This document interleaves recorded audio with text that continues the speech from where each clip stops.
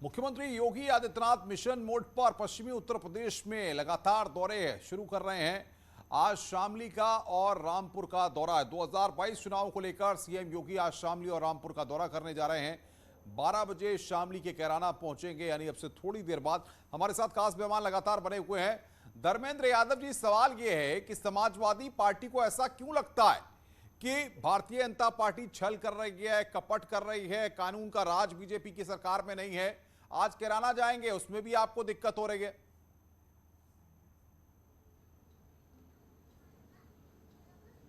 छल कर अनुपम जी छल कर रही है, उसका तो आप प्रमाण देख सकते हैं कि 15 लाख रुपए आपके खाते में आएंगे। 1 रुपया आया क्या? 50 दिन के अंदर नोटबंदी के समय प्रधानमंत्री जी ने भाषण दिया था कि 50 दिन के अंदर काला धन वापस आ जाएगा। क्या वापस आ गया? क्या 2016 के मुकाबले आज 57% कैश बढ़ गया है मार्केट में। तो कैसे कहते हैं कि काला धन वापस आ गया? तो इनका जो छल है वो तो पूरी दुनिया देख रही है। महंगाई की क्या स्थिति है? एक गरीब आदमी जो मोटरसाइकिल 50,000 रुपए की मिलती थी, अपने बेटी की शादी में देके खुशी का इजहार कर लेता था, आज वो मोटरसाइकिल 1 लाख रुपए की हो गई 5 साल में। तो गरीब आदमी अपने बेटी की शादी भी नहीं कर पा रहा है कि उसमें थोड़ा सा इज्जत उसका समाज में बढ़ जाए। भारतीय जनता पार्टी ने जो आदमी का निवाला तो छीना ही छीना, उसका सम्मान भी छीनने का काम किया। आपने लखीमपुर की घटना को देखा ही होगा कि इसमें किस तरह के किसानों को टायर के नीचे कुचला गया, और आज भी कार्रवाई के नाम पे लेकिन मुख्यमंत्री अगर कैराना जा रहे हैं, वहां पर जाकर के उन परिवारों से मुलाकात कर रहे हैं जो पलायन करके चले गए थे, तो समाजवादी पार्टी को उसमें दिक्कत क्या समझ में आ रही है? क्यों समाजवादी पार्टी को लगता है कि ध्रुवीकरण की कोशिश कर रही है बीजेपी? आप देखिए, डे फर्स्ट देखिए, भारतीय जनता पार्टी काम ही यही है, ध्रुवीकरण करना, आपसी उन्माद भड़काना, धार्मिक भावनाओं को ठेस पहुंचाना। चौधरी साहब जवाब दीजिए भैया, आप बताइए कम से कम। आप कैराना की बात करते हैं, कैराना का कोई एक काम, कैराना का कोई एक काम बता दें। ये कैराना में कोई एक काम बता दें। अभी कैराना विधायक आपके हैं, जवाब ये देंगे। विधायक आपके हैं, बताएंगे काम ये। मुजफ्फरनगर की शुगर मिल का कनेक्शन का भुगतान नहीं हुआ। संजय चौधरी जवाब गन्ना भुगतान विधायक करेंगे या सरकार करेगी? आप ऐसी बात करें अनुपम जी। देखिए, ऐसा है कि जब कोई वास्तविकता से मुंह मोड़ता है तो उसके बाद परिणाम आते हैं, तभी उसको लगता है कि ईवीएम हैक हो गई है। कोरोना की बात कर रहे हैं, शामली की बात कर रहे हैं, आज 411 करोड़ की योजनाएं गन्ना की बात कर रहे हैं तो आप ईवीएम की बात कर रहे हैं। लेकिन जिसको ये नहीं दिखाई दे रहा है तो उसके बारे में क्या कहा जाए? उसके बारे में तो चुनाव का परिणाम बताता है, तब उनकी प्रतिक्रिया आती है कि ईवीएम हैक हो गया। लगातार इनके लिए ईवीएम हैक हो रहा है। पश्चिमी उत्तर प्रदेश में अभी रुक जाते आचार संहिता से 2 दिन पहले कर देते। ऐसा है ना कि बयान ही बह रही है, कोई दिख नहीं रहा, बयान दिखता नहीं है, आपका विकास भी नहीं दिखता। जैसा आपका बयान है वैसे आपका विकास है। सरकार सुन तो लो मेरे भाई, सुन तो लो। समाजवादी पार्टी और आपने मिलकर चुनाव लड़ा था। आपकी और बयान नहीं दिखता है, इसलिए आपका विकास भी नहीं दिखता। मिली, सुन तो लो मेरे। अरे आप 29 दलों से मिलकर चुनाव लड़ते हो, कोई दूसरा किसी से मिलकर चुनाव लड़े, इसमें क्या आपत्ति है? अरे भैया सुन तो लो, कम से कम सुनना भी सीखो। बयान कहाँ दिखता है? मुझे बताओ, बयान दिखता है क्या? इसीलिए अरे मेरे भैया कहा ना कि इसीलिए परिणाम आता है, तो आप ही कहते हो झूठ नहीं सुनेंगे ना, अब छल नहीं सुनेंगे, कपट नहीं सुनेंगे, आप विश्वासघात नहीं सुनेंगे, धोखा नहीं सुनेंगे। आप कोई सही बात बताओ, सुन लेंगे। सुनना भी सीखो मेरे भाई। सुनना नहीं सीखोगे, जनता की बात सुनोगे नहीं। कोरोना होगा तो घर में बंद हो जाओगे, तब केवल ट्वीट करोगे, जनता के बीच में जाओगे नहीं। जनता को कोरोना होगा तो आप लोगों की लाशों को दफना दोगे, हिंदू लाशों को दफना दोगे। जब आप बता दो, हिंदू लाशों को दफना दोगे। ये आप जब ये बात कहते हो दाह संस्कार का पैकेज घोषित कर दोगे, वैक्सीन है तो 1600 शिक्षकों की मौत को 3 बता दोगे, ऑक्सीजन की कमी से किसी की मौत नहीं हुई, आप ऐसे बयान दे दोगे, तो इसको कौन सुनेगा? मुझे बताइए। करते हैं आप बताइए ना, कोरोना की वैक्सीन का आप विरोध क्यों करते हैं? आप चाहते हैं कि जनता मर जाए? आप चाहते हैं कि समाजवादी पार्टी के कार्यकर्ता? आप मुझे बताइए, हिंदू लाशों को क्यों दफनाया आपने? हिंदू लाशों को क्यों दफनाया आपने? सवाल ये है कि क्या भारतीय जनता पार्टी या योगी आदित्यनाथ कैराना जाकर के कोई ध्रुवीकरण की करने की कोशिश कर रहे हैं, या वाकई में 411 करोड़ की योजनाओं की सौगात शामली और कैराना को दे रहे हैं? वो वहां की तस्वीर बदलेगा। निरंजन पोद्दार साहब जवाब दीजिए। विकास के नाम पे आप भाई ऑडियो डाउन कर दीजिए बाकी सबका। नहीं, ये कोई तरीका नहीं है। पोद्दार साहब जवाब दीजिए।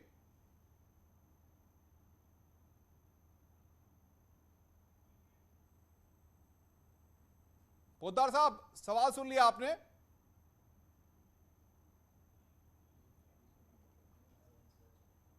पोद्दार साहब तक लगता है आवाज नहीं जा रही है। संजय चौधरी जी, सवाल यहां पर कि अगर आप विकास की बात कर रहे हैं, 411 करोड़ की योजनाओं को शामली को और कैराना को दे रहे हैं, तो क्यों इन्हें समाजवादी पार्टी वाले लोगों को अपना समय याद नहीं आता, जब लोग छोड़कर जाते थे, और आज ये कह रहे हैं आप ही पर सवाल खड़ा कर रहे हैं?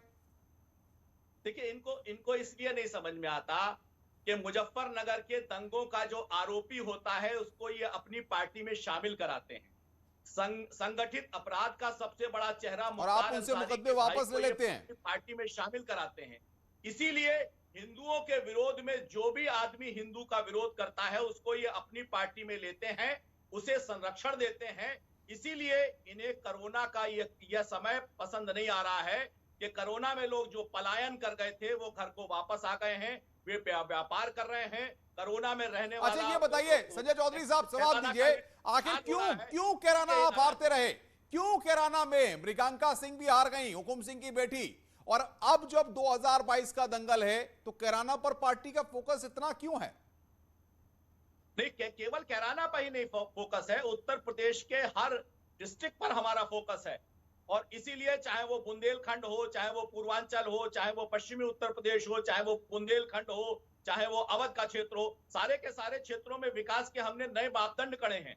आप देखिए नोएडा के अंदर फिल्म सिटी, जेवर एयरपोर्ट, आप देखिए मेरठ के अंदर खेल का विश्वविद्यालय, आप देखिए इस प्रकार की योजनाओं को लाकर भारतीय जनता पार्टी ने निश्चित रूप से पश्चिमी उत्तर प्रदेश धर्मेंद्र यादव जी नोट कर रहे हैं ना आप ये सब चीजें? अपनी डायरी में नोट कर लीजिए, प्रचार के वक्त जो है आपको जवाब देना होगा, और आज भी जवाब मैं नोट कर लिया हूं। अभी एक काम नहीं बता पाएंगे जो पूरा हो गया होगा, मैं सब जवाब दूंगा, मुझे मौका दीजिएगा। बोलिए आप बोलिए, जवाब दीजिए। एक भी काम ये नहीं बता सकते जो पूरा हो गया, एक भी काम नहीं बता पाएंगे जो पूरा हो गया। दूसरी बात, जो जेवर एयरपोर्ट की बात कर रहे हैं, अभी वो शुरू हुआ है। एक्सप्रेसवे की बात कर रहे हैं, 4.5 साल में एक एक्सप्रेसवे नहीं चला पाए, जिसका भूमि अधिग्रहण और अलाइनमेंट समाजवादी पार्टी सरकार में हो गया था। और उस एक्सप्रेसवे को जो राम जन्मभूमि की राम मंदिर का निर्माण कर रही कंपनी, उस कंपनी से हम लोग उस रोड का निर्माण करवा रहे थे, उसका टेंडर कैंसिल करके अपने लोगों को फायदा पहुंचाने के लिए दोबारा से टेंडर किया, और आज तक एक रोड तो बना नहीं पाए। अगर आप एक रोड बना दो तो उसका नाम बता दीजिए, आप कोई एक यूनिवर्सिटी विश्वविद्यालय बना दो उसका नाम बता दीजिए, अगर आप कोई इंजीनियरिंग कॉलेज बनवा दे उसका नाम बता दीजिए, आप कोई पॉलिटेक्निक कॉलेज बनवा दे उसका नाम बता दीजिए, आप कोई मेट्रो स्टेशन ऐसा शहर बनाइए आपने करवाया उसका नाम बता दीजिए। अरे कोई एक काम तो बताइए। ये कैराना का जिन जो है बोतल से बाहर निकलता है जब भी, तो बहुत कुछ मैसेज देकर के जाता है। आज मुख्यमंत्री कैराना जा रहे हैं, जनसभा को संबोधित करने वाले हैं आपसे थोड़ी देर बाद। कांग्रेस का रिएक्शन क्या है? कांग्रेस क्या विकास, बीजेपी का जो योजनाएं हैं, और जिस तरीके से भारतीय जनता पार्टी उत्तर प्रदेश में 2022 के दंगल के लिए तैयारी कर रही है, उसको क्या लगता है? देखिए, मैसेज तो विपरीत जा चुका है सरकार के। किसान आंदोलनरत है, छात्र आंदोलनरत है, लगातार महिला हिंसा में उत्तर प्रदेश पूरे देश में पहले स्थान पे आ चुका है। कि जहां सवाल रहा पश्चिमी उत्तर प्रदेश का, पश्चिमी उत्तर प्रदेश में सबसे ज़्यादा जो प्रभावित है वो वहाँ का किसान है। और उसके बाद सरकार का मैसेज क्या गया है? अहंकार से लबरेज सरकार का गृह मंत्री, जो भारत सरकार का गृह मंत्री, उसके बेटे ने किसानों को रौंदा, और रौंदने के बाद हफ्तों वो टहलते रहे। नहीं, लेकिन कैराना में लोग जो हैं, जो जनता है, महिलाएं हैं, वो करेंगे 2016 से 2021, यानी कि इन 5 सालों में तस्वीर कैराना की बहुत बदली है। पहले पलायन होता था, अब सुरक्षा है, और अब विकास भी है। देखिए अनुपम जी, राजनीति मेरा स्टेटमेंट नहीं है, लोगों का, महिलाओं का स्टेटमेंट है जो हमने सुनवाया थोड़ी देर पहले।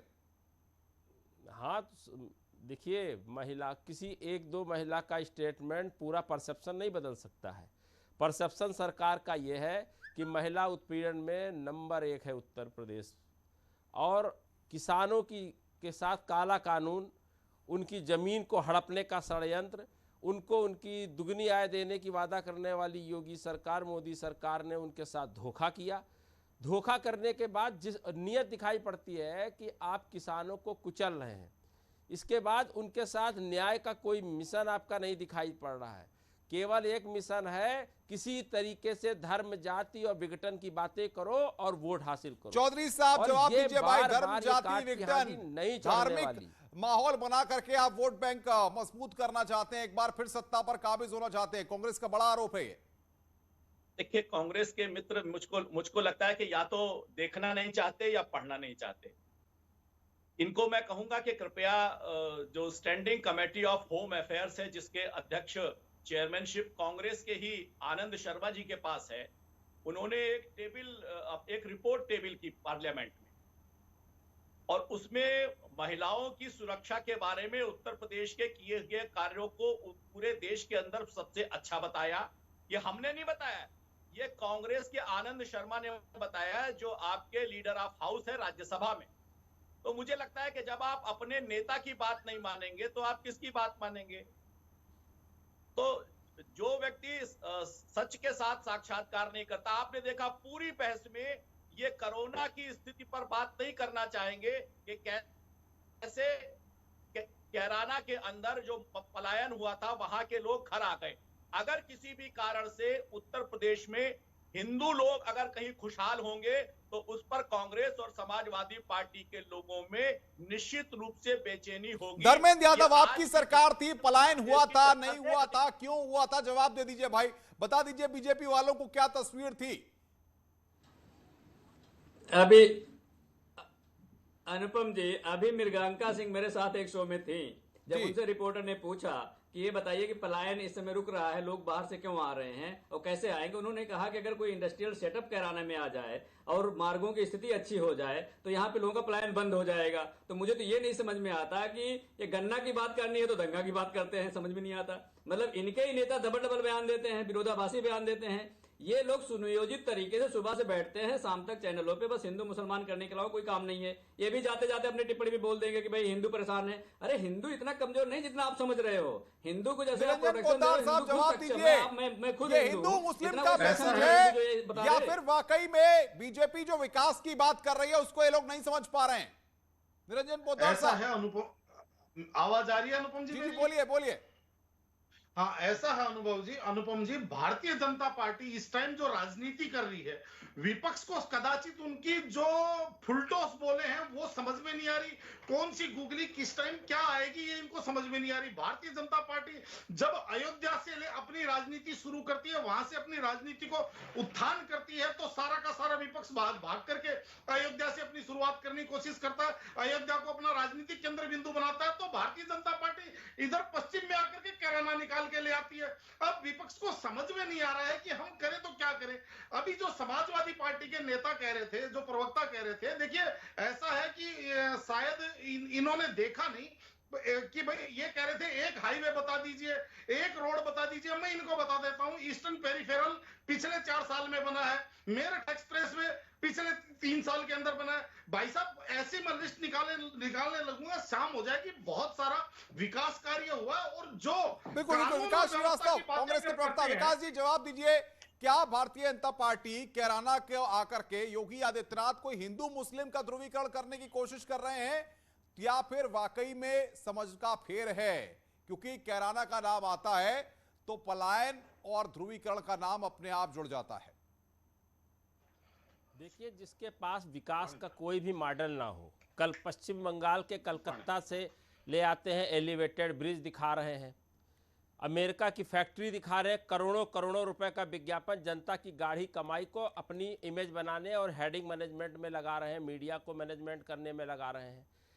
अगर उनके पास 4.5 साल की योगी सरकार और 7.5 साल की मोदी सरकार में विकास की एक भी तस्वीर होती तो वो समाजवादी पार्टी के कार्यकाल का, गैर कांग्रेसी शासनकाल का और गैर भाजपाई शासनकाल का एजेंडा हवाला दे देकर बार बार पलायन की बात नहीं करते। पलायन का कारण है सरकार की आक्रमणता, कोरोना और कैराना दोनों के साथ। चलिए बिल्कुल विकास जी, मैं आ रहा हूं आपके पास, वक्त की मेरे पास कमी, आप बने रहिए हमारे साथ, आगे भी इस चर्चा को आगे बढ़ाएंगे और तमाम पहलुओं पर बात करेंगे। सीएम योगी का कैराना का कार्यक्रम क्या है वो एक बार हम बता दें। 11:50 पर पब्लिक इंटर कॉलेज कैराना पहुंचेंगे, 12 बजे आपको बता दें कि वो कार्यक्रम स्थल पर पहुंचेंगे। और इस बीच एक बड़ी खबर आ रही है, प्रयागराज में केंद्रीय मंत्री धर्मेंद्र प्रधान पहुंचे हैं, इलाहाबाद विश्वविद्यालय के दीक्षांत समारोह में वो शामिल होंगे। 263 छात्र छात्राओं को आज चांसलर मेडल मिलेगा। केंद्रीय मंत्री धर्मेंद्र प्रधान चांसलर मेडल बांटेंगे। 550 शोधार्थियों को पीएचडी की उपाधि दी जाएगी। 3 नवनिर्मित भवनों का भी लोकार्पण होगा। महिला छात्रावास का लोकार्पण होगा।